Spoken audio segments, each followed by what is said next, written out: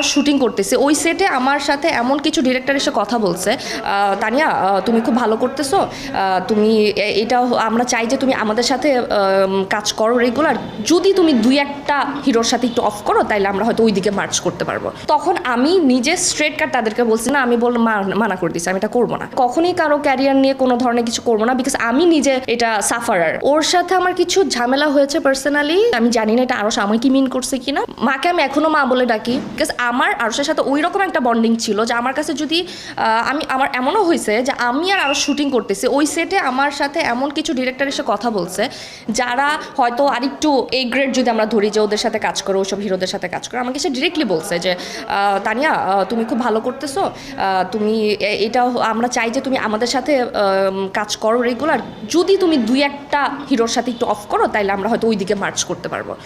তখন আমি নিজে স্ট্রেট কাট তাদেরকে বলছি যে না, আমি যেটা করতেছি আমি এটাই করব। তোমার যদি সমস্যা হয় যে আমি আরশের সাথে কেন করতেছি, আমি শামীমের সাথে কেন করতেছি, তাহলে তোমরা অন্য হিরোদের সাথে আমাকে নিবা না, তাহলে না নাও ভাইয়া, সমস্যা নাই, বিকজ আমি যা করছি আমার লাইফে আমি নিজের যোগ্যতায় করছি, আমি কারো ধরে কারো ইয়েতে করি নাই। সো আমি এখন সেটা করব না। আমি যাদের সাথে করতেছি, যারা আমার সাথে মার্চ করতেছে আলহামদুলিল্লাহ, আমি তাদের সাথে নিয়ে থাকতে চাই। আমার কাছে মোশাররফ ভাই আমাকে কখনো বলে নাই যে তুই কেন এটা করতেছিস ওটা করতেছিস। মোশাররফ ভাইয়ের কাছে মনে হয়েছে অ্যাক্টিং ভালো পারে, আমি এটাকে নাও, সো ওইভাবেই করছে। সো এখন আমি ওইটাতে বিলিভ করি যে আমি যদি অ্যাক্টিং পারে, আমার যদি যোগ্যতা থাকে, তাহলে এমনিতে কাজ করবে, নাহলে করবে না। সো ওই জায়গা থেকে আমার তখন আরশের সাথে শেয়ার করা হয়েছে। আমার মনে আছে আমি শুটিংয়ের মধ্যে ওকে গিয়ে বলছে যে দেখ এমন আমার কাছে একটা আইসা বললো যে ওরা করতে চায়, যদি আমি তোর সাথে বাইরের সাথে ওর সাথে যদি অফ করি, তো বলছে যে তুই কী করতে চাস, তো আমি তখন ওকে বলছি যে না, আমি মানা করে দিচ্ছি, আমি এটা করবো না।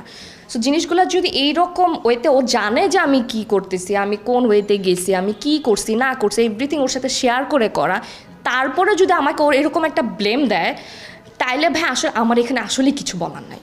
মানে এটা আসলে আমি ডিজার্ভ করি না আমার মনে হয়।